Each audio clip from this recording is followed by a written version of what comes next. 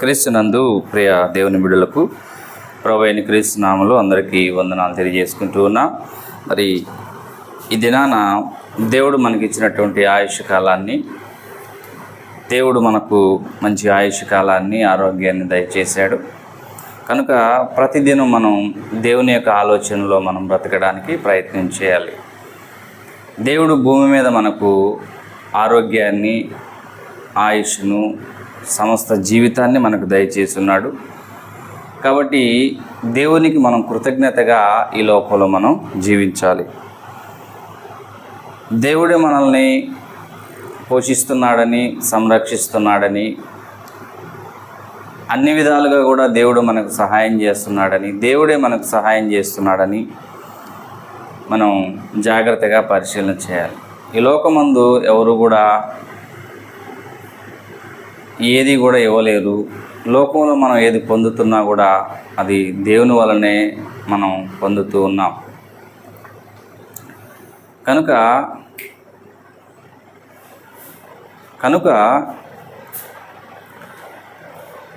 దేవుని గురించినటువంటి సరైన అవగాహన లేకపోతే దేవుని గురించినటువంటి ఆసక్తి ప్రతి మనిషి కలిగి ఉండాలి. ఈ దినాన ఒక వచనం గురించి మనం ఆలోచన చేద్దాం. దావీదు కీర్తనలు 90వ అధ్యాయం 17వ వచనంలో, దావీదు కీర్తన 90వ అధ్యాయం 17వ వచనం. ఈ కీర్తన మోషే గారు రచించినటువంటి కీర్తన. ఇది దావీదు గారు రచించినటువంటి కీర్తన కాదు, మోషే గారు రచించినటువంటి కీర్తన. 90వ అధ్యాయము 17వ వచనంలో, మా దేవుడైన యెహోవా ప్రసన్నత మా మీద నుండునుగాక, మా చేతి పనిని మాకు స్థిరపరచుము, మా చేతి పనిని స్థిరపరచుము. దేవుని యొక్క ప్రసన్నత మనిషి పొంది ఉండాలి. దేవుణ్ణి మన ప్రసన్నత చేసుకొని ఉండాలి. దేవుడు మన ప్రసన్నతుడై ఉండాలి. అంటే దేవుణ్ణి మనం సొంతం చేసుకొని ఉండాలి. దేవునికి మనం సొంతమై ఉండాలి. ఎప్పుడు మనం దేవునికి, ఆయనకి మనం సొంతం అయిపోతామంటే, దేవుడు చెప్పినట్టుగా ఎప్పుడైతే మనం జీవిస్తామో అప్పుడు మాత్రమే మనం దేవునికి సొంతం అవుతాము. అలాగే దేవుడు కూడా మన సొంతం అవుతాడు.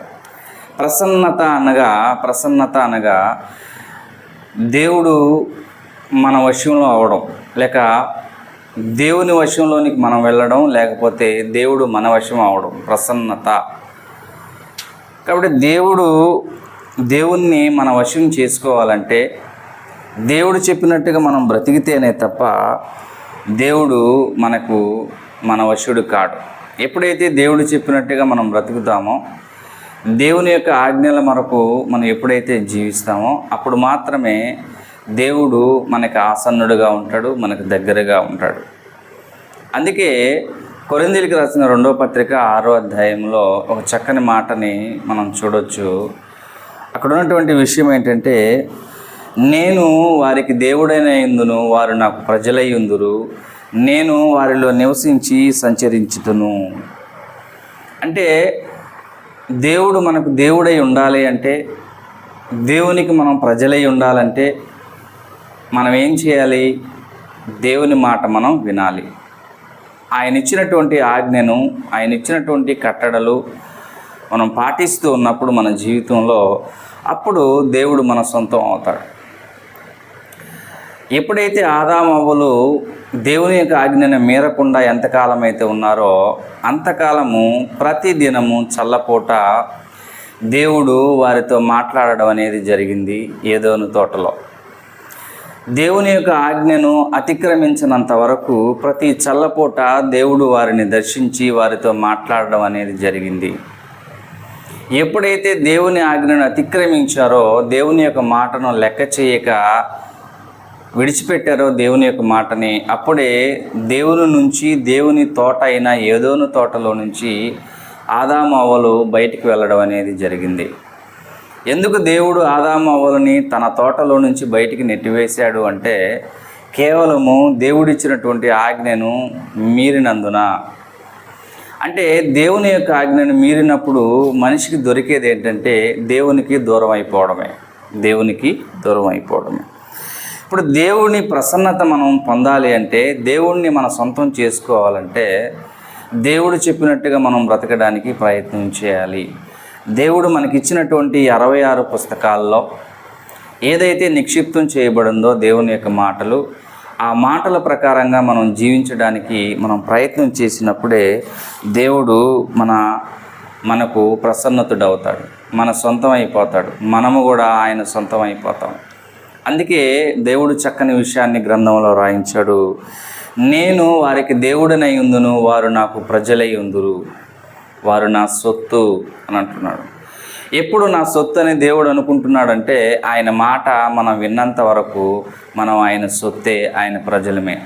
ఎప్పుడైతే దేవుని యొక్క మాటను మనం వినమో, దేవుని యొక్క మాటను పెడచెవిన పెడతామో, దేవుని మాటని వినడానికి మనం ఎప్పుడైతే ఆలోచన చేయమో, మనసు పెట్టమో, అప్పటి నుంచి దేవుడు మనకు శత్రువుగా మారేటువంటి పరిస్థితి. దేవుని యందు భయభక్తులు కలిగిన వారిని వైపు ఆయన చెవులు ఉంటాయంట, ప్రార్థనల వైపు ఆయన కళ్ళు మన వైపు చూస్తూ ఉంటాయి. ఎప్పుడైతే భక్తిహీనులుగా దేవునికి వ్యతిరేకంగా జీవిస్తామో అప్పుడు జరిగేటువంటి పరిస్థితి ఏంటంటే దేవుని ముఖము మనకు విరోధంగా నిలబడుతుంది. అంటే దేవుడు మనకు విరోధి అవుతాడు. ఎప్పుడు దేవుడు విరోధి అవుతున్నాడంటే దేవుని యొక్క మాటలు మనం శ్రద్ధగా వినకపోవట, గైకొనకపోవట, మన జీవితంలో వాటిని పాటించకపోవడాన్ని బట్టి మాత్రమే దేవుడు మనకు దూరస్తుడు అవుతాడు. అయితే దేవుడు మనకు దూరస్తుడు అవ్వకుండా ఎప్పుడు ఆయన మన ప్రసన్నతుడు అవ్వాలి అంటే, ఎప్పుడు మనం ఆయనకు సొంతమై జీవించాలి అంటే దానికి ఒకటే ఒక కారణం ఉంది. దేవుని యొక్క మాట ప్రకారంగా మనిషి జీవించడం. లోకంలో ఉన్నటువంటి ప్రతి మనిషి దేవుడు కలిగిస్తే ఈ లోకమందు పుట్టినవారే. అందుకే గ్రంథంలో దేవుడు ఇచ్చినటువంటి మాట, గర్భఫలము ఆయన ఇచ్చు బహుమానము. గర్భఫలము దేవుడిచ్చు బహుమానమే. దేవుడే గర్భఫలాన్ని మనుషులకు ఇస్తున్నాడు. దేవుడు ఇవ్వకపోతే ఈ లోకంలో ఏ మనిషి కూడా పుట్టడానికి అవకాశము లేదు. కనుక దేవుని దగ్గర నుంచి ఇచ్చినటువంటి మనిషి మరలా దేవుని దగ్గరికి చేరాలి అంటే ఈ లోకంలో జీవించినటువంటి జీవితకాలం అంతయు దేవునికి దగ్గరగా మనం బ్రతికినప్పుడు మాత్రమే దేవుని సన్నిధికి మనం దేవుని సన్నిధికి వెళ్ళేటువంటి అవకాశం మనకు దొరుకుతుంది. అలాగే ఈ లోకంలో ఉన్నంత వరకు ఆయన కట్టడలను మనం అనుసరించిన ఎడల దేవుడు మన ప్రసన్నతుడు అవుతాడు. అప్పుడు మన యొక్క ప్రతి ప్రార్థన ఆయన సన్నిధికి చేరుకుంటుంది. మన యొక్క ప్రతి మాటకి జవాబు ఆయన దగ్గర నుంచి మనకి దొరుకుతుంది. అందుకే అబ్రహాము ఈ లోకంలో ఉన్నప్పుడు పరలోకంలో ఉన్నటువంటి దేవుని వైపు చూస్తూ జీవించాడు కాబట్టి అబ్రహాము యొక్క ప్రతి ప్రార్థనని దేవుడు ఆలకించేవాడుగా ఉన్నాడు. పైపెచ్చు అబ్రహాం గారికి ఉన్నటువంటి గొప్ప బిరుదు ఏంటంటే దేవుని స్నేహితుడు అబ్రహాం అంట. భూమి మీద ఉన్నటువంటి ఒక మనిషి పరలోకంలో ఉన్నటువంటి దేవునికి స్నేహితుడిగా అయ్యాడు అంటే మరి అబ్రహాంలో ఉన్నటువంటి క్వాలిటీస్ని మనం గుర్తించాలి.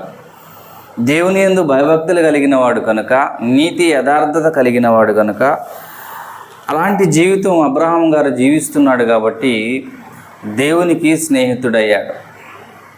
అలాగే మోషే గారిని కూడా మనం ఆలోచన చేస్తే ఆయన కూడా దేవుని ఇల్లంతటిలో నమ్మకమైన వాడు మోషే. ఎందుకు ఆయన నమ్మకమైన వాడుగా ఉన్నాడంటే మోషే గారు కూడా దేవుని చిత్తాన్ని నెరవేర్చేవాడు. దేవుని యొక్క మనసుని ఎరిగి ఆయన యొక్క జీవితంలో దేవుని యొక్క ఆలోచన ప్రకారంగా జీవించిన వాడు కనుక నా ఇల్లంతటిలో నమ్మకమైన వాడు మోషే అని గొప్ప బిరుదులు మరి ఆ కాలంలో ఉన్నటువంటి భక్తులకు చెందాయి. దావీదు గారిని కూడా మనం ఆలోచిస్తే దావీదు నా హృదయానుసారుడు అంటే దేవుని యొక్క హృదయము ఎలాంటిదై ఉందో ఆ హృదయాన్ని వెంబడించేటువంటి వాడుగా దావీదు గారు ఈ భూమి మీద జీవించాడు. అలాగే మనం భక్తులందరిని గురించి మనం ఆలోచించుకుంటూ పోతే మనకి సమయం లేదు. కానీ మరి వారందరూ కూడా దేవుని యందు భయభక్తులు కలిగి జీవించారు కాబట్టి ఎల్లప్పుడూ వారి యొక్క ప్రతి ప్రార్థనకు దేవుడు జవాబు దయచేసిన వాడుగా ఉన్నాడు. ఎందుకు దేవుడు వారికి జవాబు దయచేస్తున్నాడంటే దేవుడు వాడి యొక్క ప్రసన్నతని పొందినటువంటి వారుగా వాళ్ళు ఈ లోకమందు జీవించారు కాబట్టి వారి యొక్క ప్రతి ప్రార్థనని కూడా దేవుడు ఆలకించి ఆ ప్రార్థనకు జవాబునిచ్చినటువంటి వాడుగా మనం చూస్తూ ఉన్నాం. కనుక రాయబడినటువంటి లేఖనానుసారంగా మనం ఆలోచన చేస్తే, మా దేవుడైన యెహోవా ప్రసన్నత మా మీద నుండునుగాక. ప్రసన్నత ఆయన మన సొంతము. అలాగే ప్రతి మనిషి ప్రతి భక్తుడు కూడా దేవుణ్ణి మన సొంతం చేసుకోవాలి. ఎప్పుడు దేవుడు మన సొంతం అయిపోతాడంటే, దేవుడు చెప్పిన ప్రకారంగా, దేవుని యొక్క మాటల ప్రకారంగా ఎప్పుడైతే మనం జీవిస్తామో అప్పుడు దేవుడు మన ప్రసన్నతుడవుతాడు. కాబట్టి ఈ రాత్రికాల సమయం మందు దేవుడు మనకిచ్చినటువంటి ఈ యొక్క మాటలను మన జీవితంలో జాగ్రత్తగా మనం పాటించినప్పుడు గొప్ప స్థితిని మనం పొందేటువంటి అవకాశము జరుగుతుంది. మరి యొక్క మాటలు వింటున్నటువంటి మీ అందరికీ క్రీస్తు ప్రభు నామములో వందనాలు తెలియజేసుకుంటూ నేను ముగిస్తూ ఉన్నాను.